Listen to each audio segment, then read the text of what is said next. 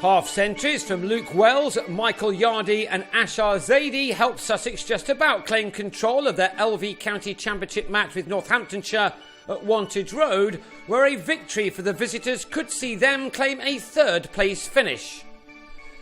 Ed Joyce batted after winning the toss, but then watched Chris Nash have his off-stump flattened by Azarola on a single. Joyce didn't manage to even get off the mark. He too was undone by Azarola, LBW, after missing a flick to leg.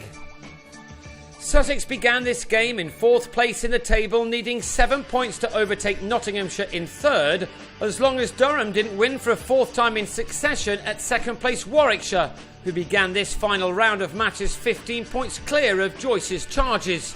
Wells was soon helping his side's cause with a fine knock in what were difficult conditions to bat in at this time of year right across the country first thing. Wells had helped lead total to 51 when he lost Craig Kachopa at the other end, LBW to James Middlebrook in what is his final game for the county after 5 years with them. Northamptonshire need a first win of the season to ensure that they don't end it with the worst ever points tally. They had Sussex 4 down before lunch when Luke Wright edged Azarola behind for 12 with the score on 76.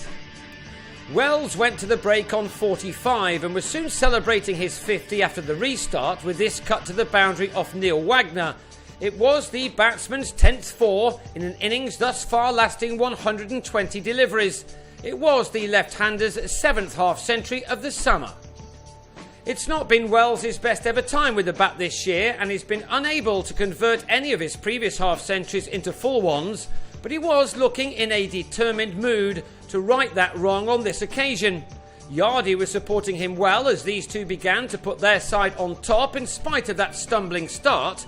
Their partnership was to go on to add 96 runs in 30 overs, Yardy making a 50 of 82 balls. The former Sussex skipper was out for 56, with an edge off Ollie Stone, being held by Middlebrook with a total at 172 for 5. Andrew Hall then had Wells held behind by Adam Rossington in the next over, the batsman departing for a season's best 81. So Sussex now had to start again with 2 new batsmen at the crease. Ben Brown was soon on the attack with this maximum off Middlebrook. The Sussex keeper played a number of excellent shots. He promised so much with the bat at the start of this summer, and it would be fair to say that he hasn't always delivered on that promise.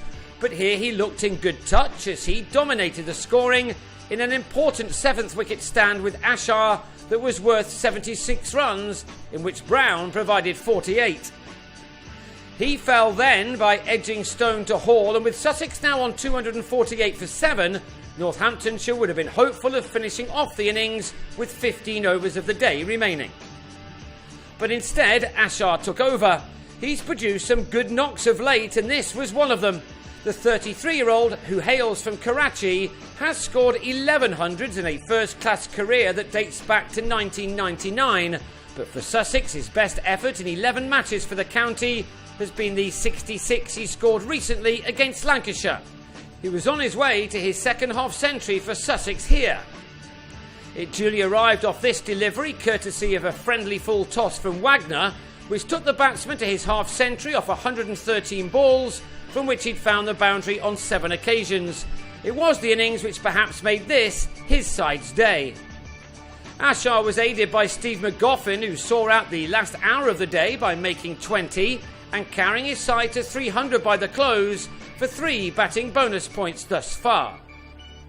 Sussex will hope for some more on the second morning when they will go again with a total at 300 for 7, with Ashar on a pleasing 54. Northamptonshire, bowled out twice in 40 overs in their last game, will want to end this season showing some fight.